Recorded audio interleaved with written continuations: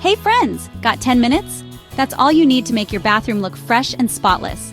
Today, I'm sharing my quick and easy bathroom cleaning routine. No deep scrubbing, no stress, just fast results. Let's go. First, grab a basket and clear off all surfaces, counters, tub edges, even the floor. This gives you room to move fast and clean effectively. Spray your toilet bowl, sink, faucet, and shower walls with an all-purpose or bathroom cleaner. Then let it sit while we move on.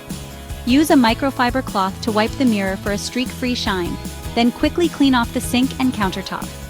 Scrub the inside of the toilet with a brush, then use disinfecting wipes or a spray and cloth to clean the seat, handle, and tank. Use a damp cloth or squeegee to give your shower a fast wipe. Focus on the spots that get the most water buildup.